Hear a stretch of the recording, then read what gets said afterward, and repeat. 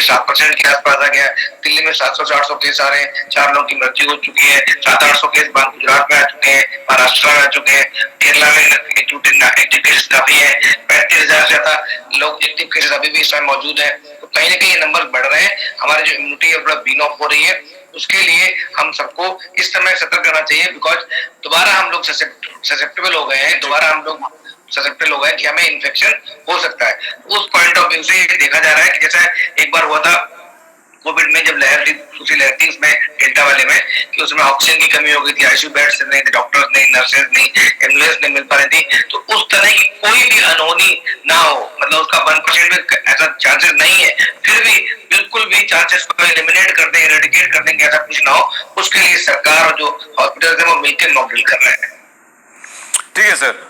Doctor Gupta, हम आपसे और बात इस बारे में करेंगे, लेकिन हमारे साथ हमारे संवाददाता रामकिंकर सिंह भी जुड़ चुके हैं। राम, कोरोना की आज की स्थिति क्या है और दिल्ली कितना डरा रही है?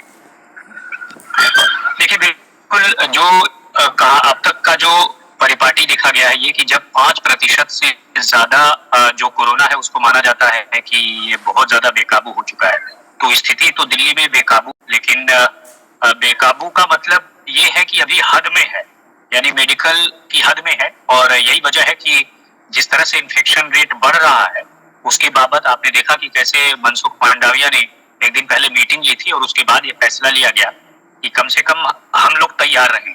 यानी हम लोग का मतलब जो कि अस्पताल है, केंद्र के अस्पताल है अगर मैं बात करूं, और साथ ही साथ जो प्राइवेट हॉस्पिटल्स है, तो कितने हम तैयार हैं इसके लिए मॉक ड्रिल है।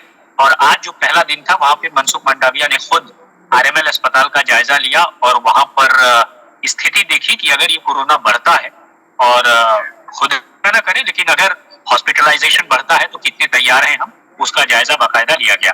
लेकिन जो सबसे खास बात देखी गई कई तरह के मॉडल में सही कि जो आमतौर पर जो टेस्टिंग है वो अभी उतनी रफ्तार नहीं हो पा रही है जितना होना चाहिए था। तो एक सबसे बड़ी कमी निकल कर यही आई है कि बहुत सारे लोगों को सिम्टम है फ्लू जैसे, बावजूद इसके उन्हें कोई टेस्टिंग अभी नहीं हो पा रही है उनकी, कि आखिरकार कि कैसे उन तक पहुंचा जाए। तो साफ है कि टेस्टिंग बढ़ानी पड़ेगी। और दूसरा, इंडियन मेडिकल एसोसिएशन 3 कारण बताएं तो ये कहा कि एक तो टेस्ट है, दूसरा नया वेरिएंट है XBB.1 उससे कोरोना रहा है, तीसरा जो इंडिकेटर है मौसम की से प्रभाव पड़ा है लिहाजा हो गया है। जैसे सपोज करिए कि मान कोरोना नहीं होता तो हमें तो जब तक हम बीमार नहीं पड़ते हैं तो कभी ख्याल ही नहीं आता कि वास्तव में हमारी प्रतिरोधक क्षमता कैसी है, वो ठीक से लड़ पा रही है या नहीं। लेकिन मौसम के मिजाज की तरह से ये प्रतिरोधक क्षमता बनती है और यही वजह की इस समय जो मौसम है और साथ ही साथ जो टेस्टिंग ना होना और नए वेरिएंट का आना, ये सब मिले जुले फैक्टर्स एक साथ आकर के जो है इस कोरोना की रफ्तार को और बढ़ाते हैं। सही, बिल्कुल राम। हम आगे और आपसे बात करेंगे। हमारे साथ doctor Gupta, CMD Felix hospital भी लगातार जुड़े हुए हैं। डॉक्टर गुप्ता, आपने कोरोना की पिछली लहरों में काफ़ी काम किया। आपने मोबाइल वैक्सीनेशन भी शुरू किया, लोगों को मदद भी की, एडमिट भी किया, सब कुछ किया। इस बार क्या कोई तैयारी अभी से की है सर आपने? देखिए, सरकार ने जैसे निर्देश दिए थे केंद्र सरकार ने कि सारे राज्यों को सोमवार और मंगलवार को मॉक ड्रिल करनी है, अपने सिस्टम और प्रोसेस चेक करने और देखना है कि वो अस्पताल रेडी है अगर किसी भी परिस्थिति में जरूरत पड़े तो उसके हिसाब से फिलिक्स हॉस्पिटल ने भी आज मॉक ड्रिल करी है। और मॉक ड्रिल करके, बिकॉज फिलिक्स एक नॉन कोविड हॉस्पिटल है, बट डेफिनेटली जो इन्फ्लुएंजा लाइक इलनेस के पेशेंट्स होते हैं, आई बोलते हैं इसको, खांसी, जुकाम, बुखार, गले में दर्द है या पेट या बॉडी एक है, हेडेक है, तो कहीं ना कहीं ये लक्षण ऐसे होते हैं जो कोविड में हो सकता है या कोई दूसरा वायरल इलनेस हो सकती है। उसमें भी H1N1 और H3N2 कॉमन है। तो कहीं ना कहीं अगर ऐसे लोग आते हैं तो उनका अलग से रास्ता बनाया गया है, उनकी गेट पे स्क्रीनिंग हो रही है, उनका टेम्परेचर चेक किया जा रहा है, मास्क अनिवार्य कर दिया गया है और ऐसे लोगों को अलग से फीवर क्लिनिक में चेक किया जाता है, एंटीजन टेस्ट करते हैं, आरटीपीसीआर करते हैं, अगर वो निगेटिव है तभी उनको अस्पताल के अंदर भेजा जाता है। और जो पॉजिटिव लोग अगर कोई आ भी रहे हैं, अभी तक कोई आया नहीं हमारे पास, तो आ रहे हैं तो उनको हम लोगों ने जो कोविड हॉस्पिटल से उनसे टाई अप कर लिया है, वहां उनको रेफर करते हैं। तो कहीं ना किसी को भी परेशानी नहीं होनी चाहिए, चाहे वो नॉन कोविड पेशेंट है या कोविड पेशेंट है, तो उसका पूरा ध्यान रखा जाए। जो इन्फेक्शन कंट्रोल के प्रोटोकॉल है हॉस्पिटल के अंदर कि किस तरह से हाउस कीपिंग को तैयारी करनी है, आइसोलेशन वार्ड भी रखना पड़ता है नॉन कोविड में भी, उसकी तैयारी क्या होना चाहिए, किस तरह से सफाई रखनी है, मास्क और जो पीपी किट है वो किस तरह से डॉक्टर्स को यूज करनी है। इसके अलावा अगर जरूरत पड़ती है तो कोई ट्रीटमेंट प्रोटोकॉल्स है तो वो क्या उनका ध्यान रखना है, तो उन सब के बारे में जानकारी दी गई।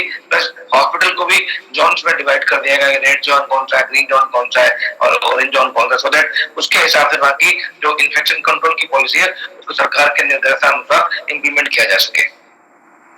ठीक है सर डॉक्टर गुप्ता, हम एक विस्तृत रिपोर्ट दिखा देते हैं कि केरल, महाराष्ट्र, दिल्ली में क्या स्थिति है। दिल्ली में केसेस ज्यादा डरा रहे हैं और कुल एक्टिव केसेस पॉजिटिव 2460 हो चुके हैं।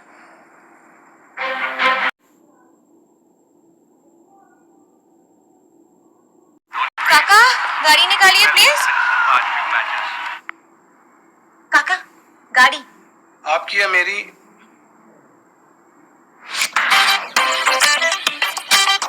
अब ये भी जीत चुके हैं कार, आप भी जीत सकते हो। जियो सिनेमा पे टाटा आईपीएल सिर्फ देखो मत, खेलो भी। आज एक आसान सवाल का जवाब दो और रोज जीतो एक कार और प्राइजेस।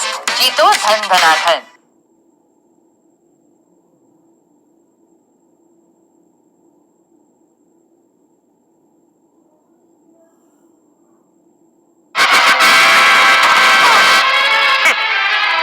दुनिया ने आज तक सिर्फ डीके की हैवानियत देखी है सुंदर, पर इस हैवान के सीने में भी एक दिल है। चल आज मैं तुझे जीने का एक मौका देता हूं सुंदर। भाग।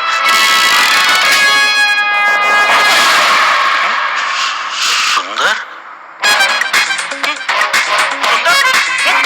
एनर्जी बोले तो स्टिंग।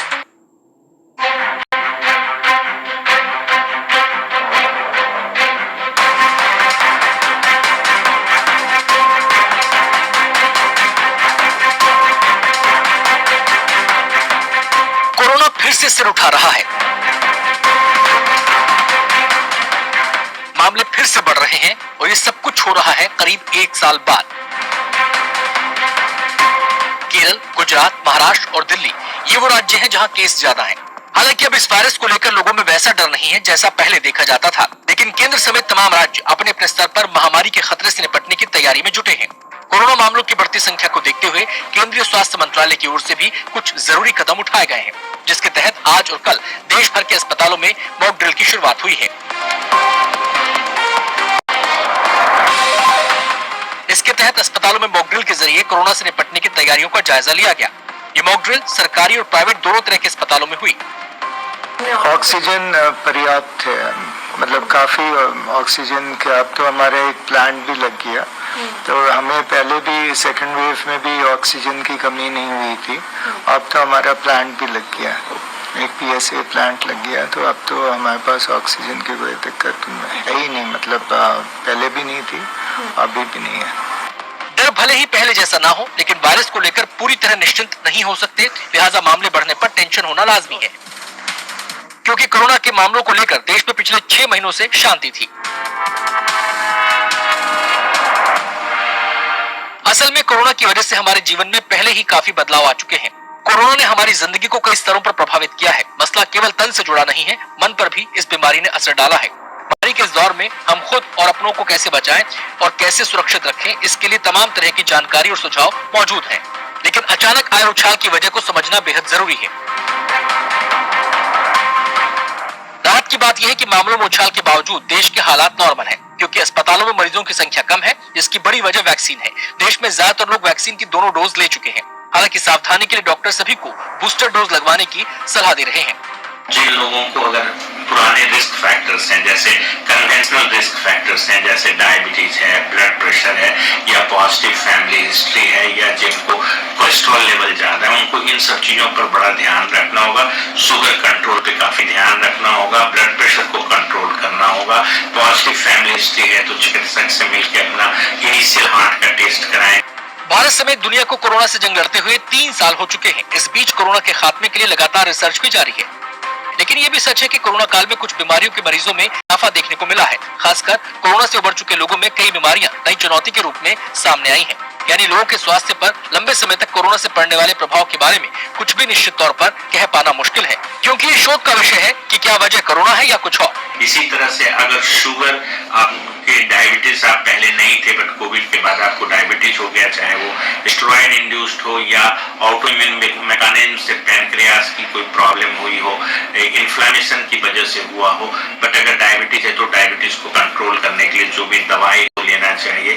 ब्लड प्रेशर हमेशा चेक कराते रहें, अगर खड़े होने पे ब्लड प्रेशर गिरता है उसको ऑर्थोस्टैटिक हाइपोटेंशन बोलते हैं, वो भी लॉन्ग कोविड में कॉमन है, उस पर भी ध्यान रखनी है। ऐसे में उन लोगों के लिए कोरोना अभी भी बड़ी चुनौती बना हुआ है जो इससे पूरी तरह ठीक हो चुके हैं, क्योंकि कोरोना अपने साथ साथ कई बीमारियों को लाया है जिनकी चपेट में आने से खुद को बचाना एक बड़ी चुनौती साबित हो रहा है। एक संतुलित आहार लें और फिजिकली एक्टिव रहें, और जो भी आपके पास रिस्क फैक्टर्स हुआ है या जो रिस्क फैक्टर आपके पास है, जैसे आप डायबिटिक हैं, ब्लड प्रेशर है, कोलेस्ट्रॉल है, इसको बिल्कुल टाइट कंट्रोल में रखें। फेलिक्स हॉस्पिटल के सीएमडी डॉक्टर डी के गुप्ता और हमारे संवाददाता राम किंकर सिंह दोनों हमारे साथ हैं। डॉक्टर गुप्ता आपके पास आए, लेकिन उससे पहले राम, मॉक ड्रिल का रिस्पांस किस तरह का रहा? हॉस्पिटल्स ने जैसा पहले बताया गया था कि तैयार रहना है, ऐसे में सभी अपने अपने तरीके से तैयार रहे थे, और जैसा भी आप कह रहे थे कि